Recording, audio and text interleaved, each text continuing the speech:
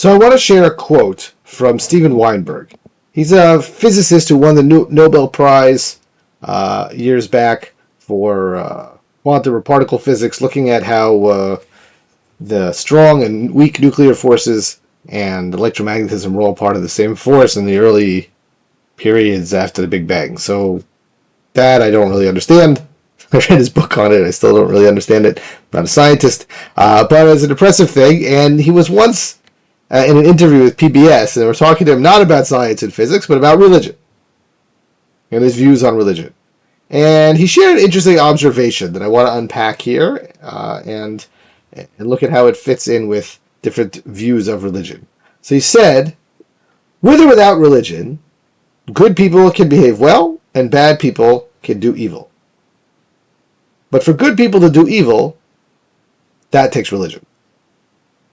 Now, that might be a little bit overstated, but if we take religion and we expand it out to ideology, dogma, in the broad sense, then he makes a very strong point. If we think about it, most of us navigate whether we're going to act good or evil, how we act, based on our personalities and our ethical commitments. We have a kind of intuition, right? I don't not murder people or rob them because it's illegal, right? We have also just an internal sense that it's wrong. It's also illegal, and legalities are there to deal with liminal cases and also to deal with people who don't feel like keeping ethical conventions. But for most of us, it feels right. We get upset when people behave unethically. We're proud of those who behave ethically. We have a sense of what is right and wrong without having to look things up in a book and see what is or what is not right. Now, what Weinberg is saying is, when you have an ideology, a dogma, a belief, that can often bring you to act against your internal sense. When you think about, let's take the most horrible example in modern history, the Holocaust, right? So there's an ideology there. The ideology is that Aryans, the blonde-haired, blue-eyed, Caucasian, those are the right kind of people, and other kind of people like Jews or Gypsies or Coloreds or Slavs or whatever, they're the wrong kind of people. And if we're trying to fix the human race, we got to do a hard thing and get rid of the wrong people and make sure there's only the right people. That's an ideology where you say, how could they go around killing babies, killing innocent people, right? So because the ideology says that it's right. Now in that case, we're talking about atheism, and you have a similar thing in the French Revolution or the Communist Revolution with the massive amounts of slaughter. And you get the same thing in religious persecutions, where you say, oh, well, these guys don't believe in Allah or Jesus or God or whoever, and that's wrong.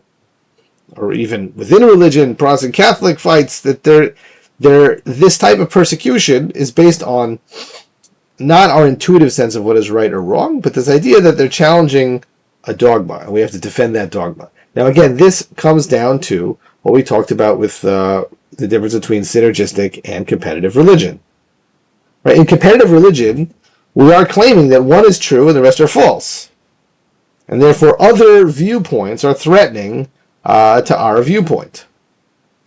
And in order to protect ourselves, we can put down the others aggressively.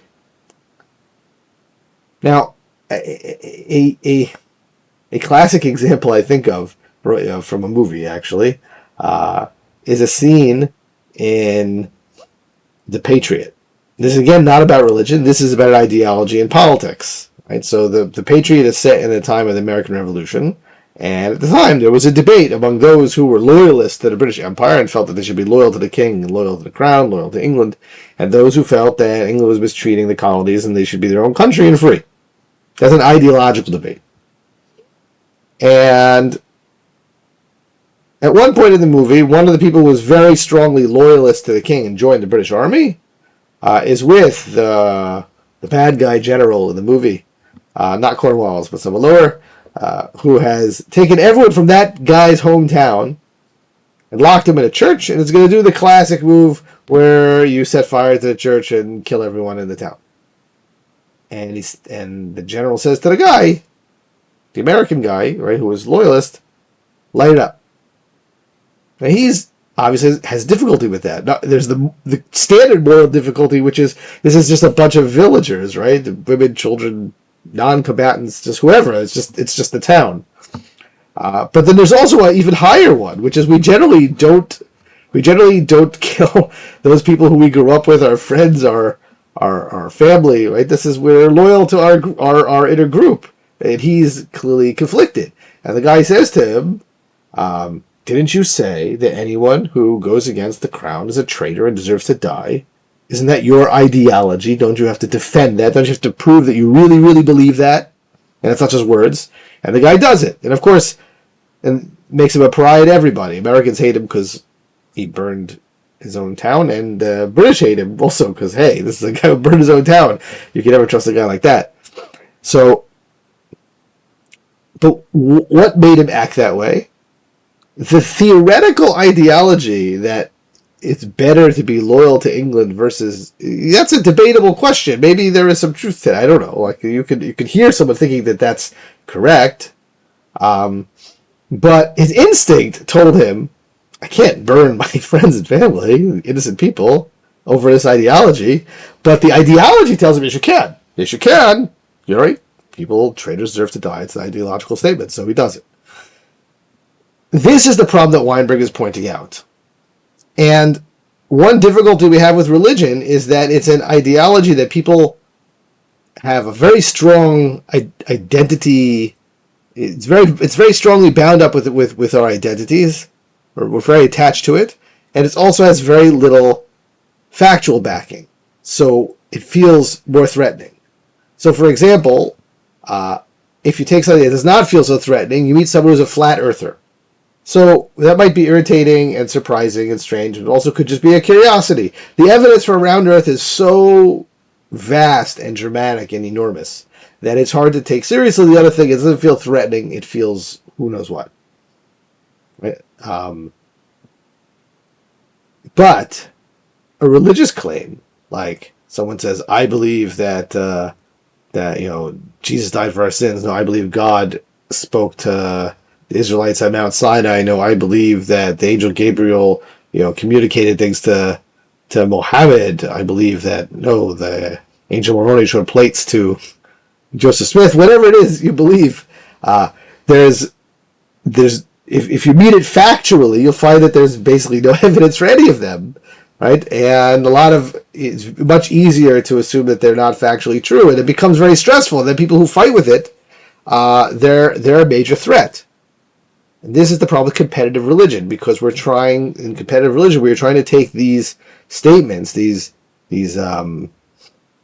religious, inspirational, mythical, metaphorical, however you want to think of it, statements, and apply them as factual depictions of the past and reality, and that's very hard to do. And then the other side becomes over threatening, and that can fall into persecution and violence and hatred and defensiveness and anger and all of that. If we take religion synergistically and we'd say, no, these statements represent the inspiration of a particular group or ideological bent that have stories and myths and metaphors and other things like that in order to express their deepest